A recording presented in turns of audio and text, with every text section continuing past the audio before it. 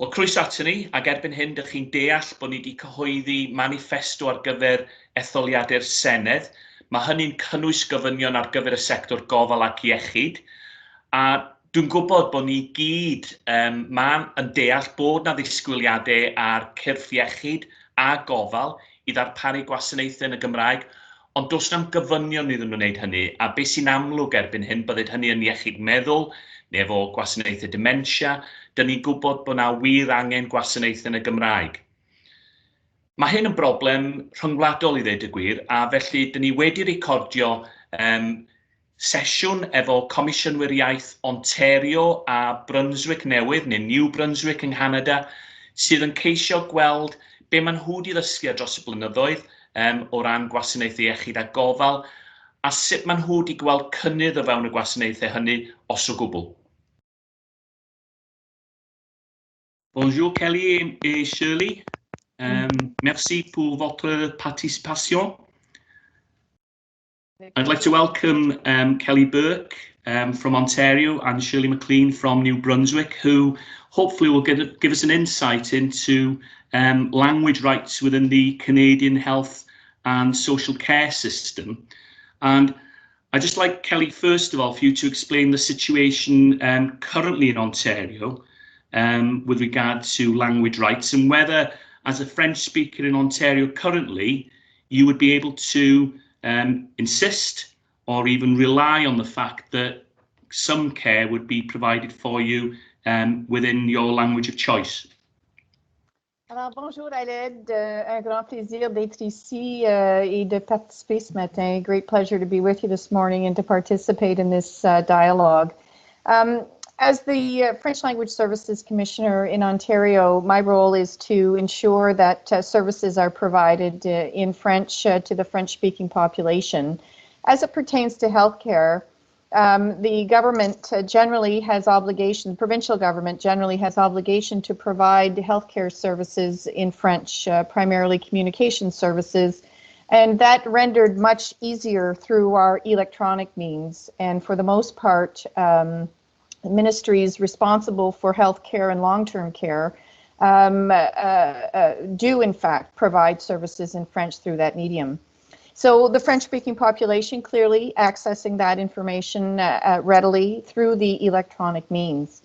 A little different from what you described in Wales in terms of whether the primary caregivers, or primary, I think you called it care, doctors and dentists' offices, they are not subject to the French Language Services Act. So the healthcare services provided by the Ministry of Health and Long-Term Care, ministries, there are two of them, that doesn't apply to services provided by doctors or dentists.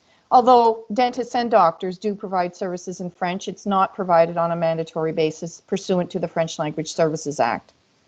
In terms of secondary care, hospitals that are designated under the French Language Services Act, so identified as hospitals that provide services in French, would be required to provide services within those designated areas that the hospital would have identified at the time it became designated.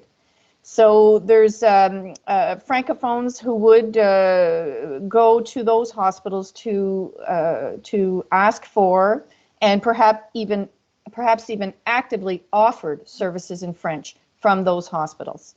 But for the most part, the French Language Services Act applies to the Ministry of Health and the Ministry of Long-Term Care for the services that they provide, which isn't direct healthcare services to the public. Okay, thanks.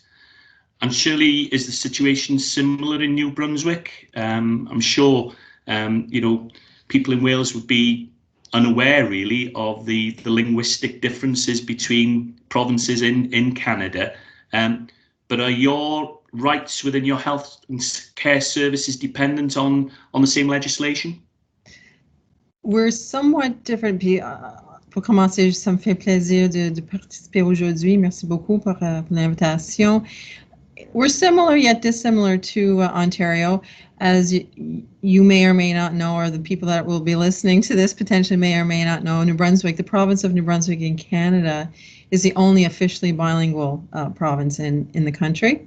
So our Official Languages Act applies to all government institutions, and unlike Kelly in Ontario, there are no non-designated hospitals, so healthcare services from hospitals are people do have access to services in the language of their choice. Like Ontario, private or what you refer to as primary health care, doctors, optometrists, dentists, no, those are private services, what we term private healthcare services, and there's no obligation on private organizations or healthcare providers to provide service in the language of choice. But there's also, so when we talk about what you refer to, I think, as secondary services, hospitals, that includes nursing homes here, ambulance services. New Brunswickers have the right to be served in the language of their choice from the outset, and that includes the active offer. From the moment you step foot in a hospital, the institution, the hospital, the healthcare provider has the obligation under our Act to meet the person with an offer of being able to choose the language of their choice. Hello, bonjour, and the member of the public has the opportunity to choose their language. Another interesting part of our Act as well is that third parties, it also covers third parties. So I use the example now under COVID. If you go to a hospital, everyone gets these screening questions, and initially those aren't healthcare workers, but they're doing screening, and they're generally, in some cases, security staff that have been hired by the Department of Health to conduct those questions, or another organization, some sort of third party. So those third parties also have the same obligations under the Act because they have been contracted by the institution to provide that service for the institution. So the obligation also resides there as well. So if the member of the public goes for the screening questions, they are to have the opportunity, they should be provided the active offer, they are to be provided the active offer, and be able to proceed through the whole process in the official language of their choice. So New Brunswick seems a bit more similar to the situation we have here, where there aren't designations. The expectation is the same wherever you are.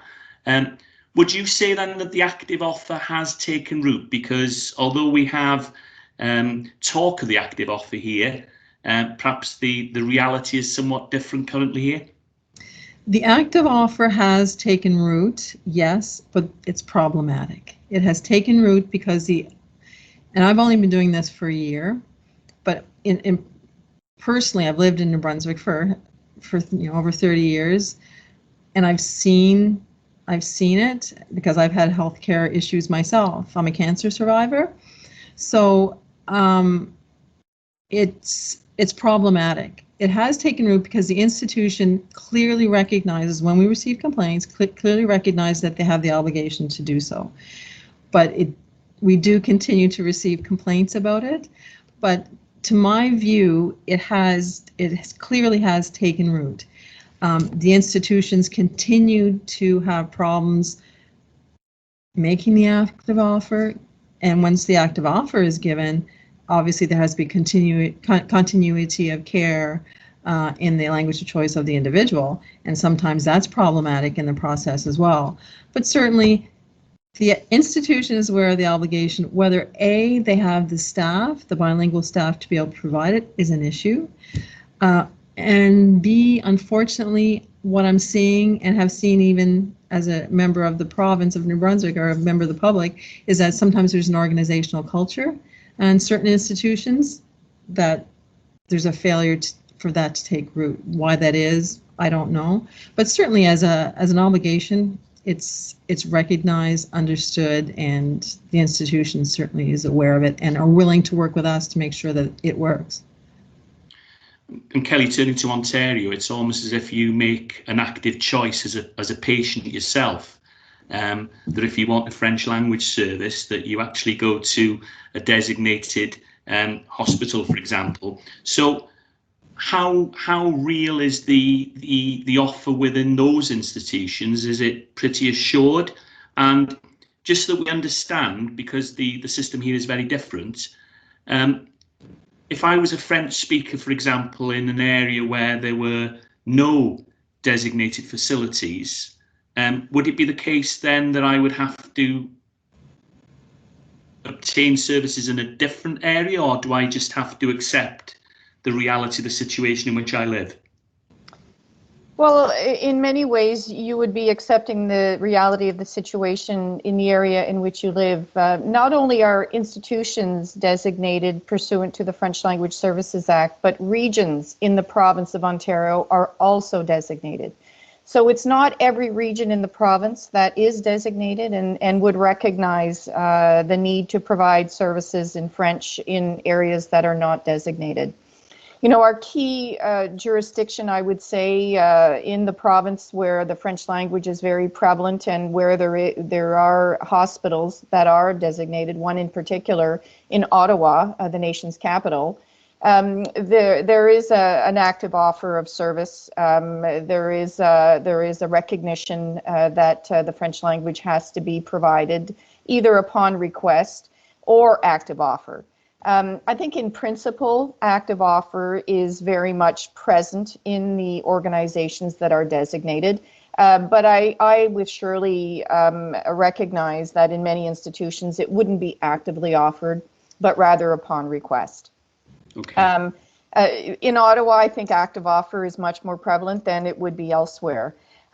Just to be clear, Aled, with regard to the possibility of obtaining services in French, I made reference to the technology and how that is advancing the interests of active offer and provision of service electronically or virtually. I would see that more and more we will be able to, in the province of Ontario, provide services virtually, even in areas that are not designated. And even if the institutions themselves are not located in the area where the person, the citizen, would want to obtain those services in French. Physically, that would be a different story. Yeah, and of course, the whole experience of COVID makes this interesting, doesn't it? Because the health service and care service themselves are probably talking about whether they move to a more virtual service in certain instances, which I think for all minority languages actually sort of gives us opportunity. Yes. You've both referred to organisational approach or standing. You've both referred to the challenge as far as the bilingual workforce is concerned, which are certainly issues that we recognise here. Are there any other issues that you feel that are a challenge for what you're seeking to achieve in both your provinces? Perhaps I'll just jump in, Shirley. One of the challenges, I think, the recruitment of skilled labor, not only in language, but also in subject matter. So in Ontario, we put a lot of emphasis on enhancing our post-secondary programming so that students have an opportunity to further their education in French at a post-secondary level. A challenge, I would say, generally in ensuring that the services that the province wants to provide in French, the province is actually able to provide them with those skills that are so badly needed. So I think one of the questions that was asked, you know, what is one of our biggest challenges? I would say recruitment of skilled people and ensuring that the programming that is available at the post-secondary level is responsive to the needs of our labor force. Similar to that in New Brunswick, because we have a number of rural, we have 3 larger urban centers, 3 to 4 urban centers, let's say, and then we have a number of rural hospitals. And even in the, like if you take, there's a city in Edmonton, which is northern New Brunswick. It's a city, but it's still fairly remote. It's 3 hours from the capital city. It's And if you take Bathurst, which is what we call it's on the Acadian Peninsula, it's far from other services. So when you're recruiting medical professionals, again, it's a recruitment issue. You might be able to recruit them to come to the larger centers, the larger cities, Fredericton, Moncton, St. John, but to get a specialty into a remote hospital in a fairly small community, and then a francophone or bilingual professional, again, it provides, I find it adds another level of difficulty to recruitment.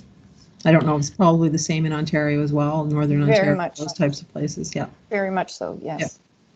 And just so that we understand, because we recognise those same recruitment issues, we also recognise the challenge of actually ensuring that you have education and training opportunities post 16 in Welsh.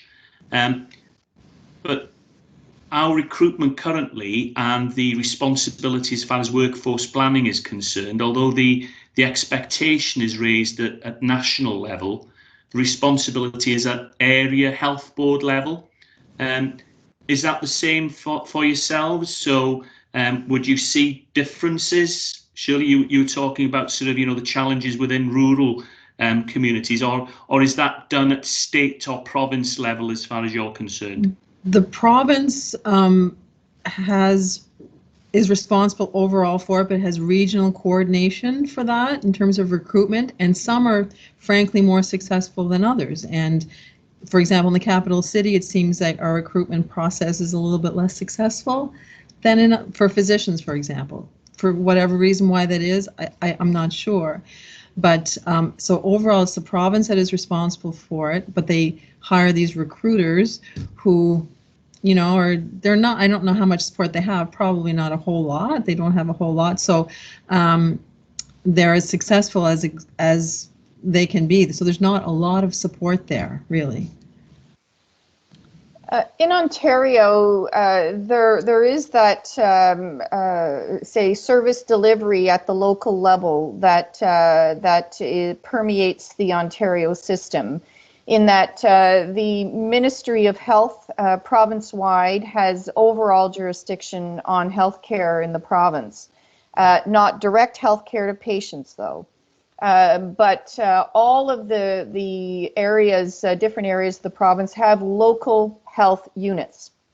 And so the local health units are responsible for administering health care, although maybe not directly, because some doctors' offices, as we mentioned earlier, and dentists, etc., they operate in a private environment. But local healthcare units are not covered by the French Language Services Act. So that means that provincially, we will have an obligation on the part of the Ministry of Health to be providing information to the public with regard to healthcare needs. But once that is then delegated through the system at the local level, the local health units don't have that obligation. So as Commissioner, I look to see application of French Language Services Act on a first level basis to see if I have jurisdiction to impose a requirement that they provide services in French. In this particular instance, even the distribution of vaccines for COVID has been delegated to the local health units. Local health units do not have an obligation to provide services in French. I take the position that regardless of whether or not they have that obligation, it's the right thing to do in a province the size of Ontario that has a population that exceeds 450,000 francophones. So that is a challenge for us, Aled, as far as distribution of medical health information from a medical perspective on the local level. Okay. And just to add a little bit in terms of recruitment, the difference, there would be an extreme difference between Kelly's province and my own, in that Ontario is sort of the center of the universe for Canada. So everybody wants to work and live in Ontario. So for them, it's, it would be easier to attract healthcare professionals too. Whereas Atlantic Canada is more known to be more rural. It's not the center of the universe, where but one thing is during COVID, one of the phenomena that we've been noting is that people are leaving Ontario and Quebec, the larger population provinces, to come here. They will buy houses sight unseen because we've had a very, very good experience due to COVID, under COVID, because we've had very relatively low cases. We're all working in our offices. We go out to restaurants. We've had some éclosion. We've had some breakouts, but relatively it's been very, very well. We've had very good life here, and so it has attracted immigrants from other provinces for that reason. So we're hoping that maybe that will translate to the healthcare professional sphere as well. And I understand that argument because I live in Rhos Llanelli, which is the centre of the universe as far as Wales is concerned. So there we go. Yeah. Looking at the provision of services on the ground, we've got quite a live discussion here at the moment regarding the impact of not providing services in the language of choice on quality of care and clinical assessments. We have cases where people who are living with dementia, for example, who are assessed in their second language, scoring lower than they might do in their mother tongue. So in Canada, if you've made your active choice in whatever way it is, would the clinical assessment be guaranteed to be undertaken in that language of choice? Or is it done bilingually as far as forms and the actual assessment is concerned? Because one of the issues we have currently is, a relatively small minority language, certainly larger than most European minority languages, but still, in the scale of things, is a lot of these assessments are international. And it's the actual challenge of even sort of, translating and ensuring that the standard of translation is acceptable to the clinicians. Mm-hmm. In New Brunswick, technically the requirement would be there for care A to Z in the language of choice of the individual, be it forms, be it any sort of assessment. We do see complaints. We do see that fall through the cracks. Also, we have the added phenomena. For example, in the province next to us, Nova Scotia, has a couple of centers of care that we do not have here in New Brunswick. For example, if you're doing a transplant, organ transplant of some kind, a large majority of those cases would be done in Halifax, Nova Scotia. So if a patient is getting assessed in that world, they're going to receive forms and documentation a Francophone is going to receive them in English. And we've gotten those complaints. So what's the obligation there? Well, there is a certain obligation on the institution because that member of the public is a member of our healthcare institution. And it's not under our act, but there's also a Medical Records Act in New Brunswick that there's some obligation of the institution to provide translation of some of this documentation, but I would turn to the institution and put that obligation on them as well, because it's part of the continuity of care in our view.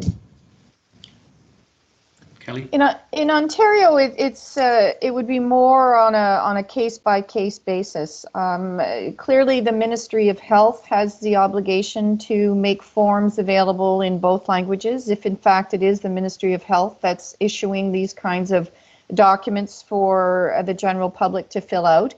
But if it's in an area of the province where the service that's being sought is being acquired in an environment that does not have a designation, the hospital perhaps that's administering the treatment does not have a designation, all of that would be conducted in English. Again, coming back to our virtual world, I think that will evolve. But for the most part, the services that you described would be provided primarily in English. In the designated area and through say a secondary, if I use your terminology, secondary provider, hospitals, designated, you could expect that your service would be in French if asked for that. There are variances even in that environment, depending on the kind of treatment that you're looking for and the resources available to provide it. So very much on a case-by-case basis, and I think one of the things that I've noticed in my practice in the last while, it's one thing to have the forms available in French and you undergo a treatment with a French-speaking practitioner. The results of that test might not be in the language of choice. It might be in the English language, subject to perhaps a translation or an interpretation by a practitioner when you meet face-to-face with your doctor. Okay, thanks. Whole purpose of these podcasts really is to open discussion, to learn from international best practice. We've discussed some of the challenges that we have here in Wales. Based on your own experiences, what would you set out as being the priorities as far as sort of ensuring the provision of these services in the language of your choice in Wales as we go forward? Where would you prioritise action by any incoming government? If the decision is made that these services or the active offer, or made a decision that this is going to be provided, I think ongoing education of staff in these institutions on an ongoing basis is very necessary. Education as to what it is, what it means, what the requirement is, what the obligation is, and why. You know, it's a matter of respect. It's a matter of, it's a, it's a dearly held right, and that's something that has to be continuous, because we find that if that's not done, it can tend to fall away, that they feel there's not a requirement. One of the things I was surprised about when we did start in COVID, and we were doing the screening questions, when you go to a hospital, for example, my son's girlfriend, she's in nursing school, and she went to the hospital here, and they wanted to hire her to be part of the screening team.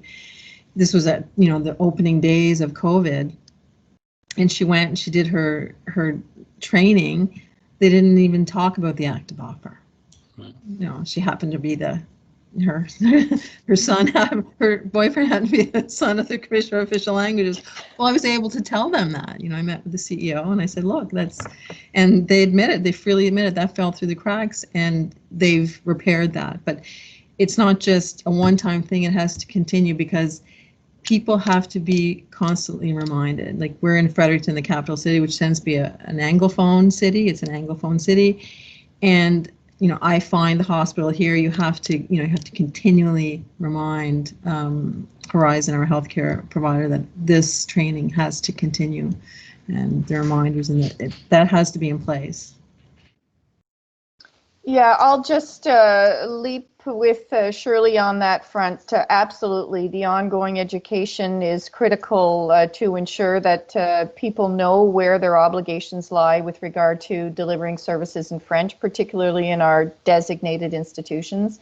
I think one of the key pieces that Shirley has made reference to is us to ensure that all policies that government is developing anticipate the need for ongoing education, but that they be developed with a Francophone lens. And so we very much make a recommendation to government on an ongoing basis to ensure that every policy that we're developing in healthcare and general care, where the French Language Services Act applies, that the Francophone lens be applied to all of that policy development, and right from the outset, so that it's not an afterthought.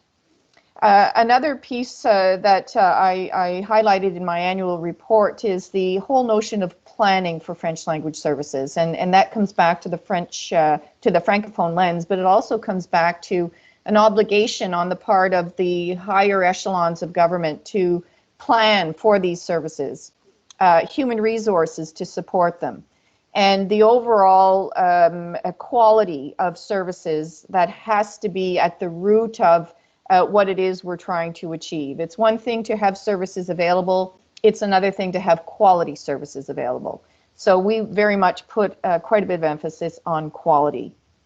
Another aspect that is critically important in Ontario is an advisory board to the Ministry of Health. It is a French language advisory board that is in place, comprised of a number of people from the general health community that comes together probably on a quarterly basis and meets with the minister and her team in the public service to talk about French language service delivery and how it can be enhanced, what policies need to be put in place. And it gives the government a very good read on what's happening on the ground. And so that is something that I would very much recommend, is an advisory team coming in and advising the minister regularly on the delivery of French language services. Merci beaucoup, Kelly a Shirley. Mae'n dangos really bod y negeswyr yma yn gyffredin iawn I pob un sydd yn aelod o cyhoedd sydd yn siarad iaith leiafrifol I ddweud y gwir, a bod pwysigrwydd iaith yn mynd at raidd yn safonau ni o ran ansawdd y gofal sy'n cael ei gynnig. Felly, does na'm llawer o wahaniaeth rhwng Ontario, Brunswick Newydd na Chymru ddweud y gwir, ond diolch yn fawr iawn I chi am eich cyfraniad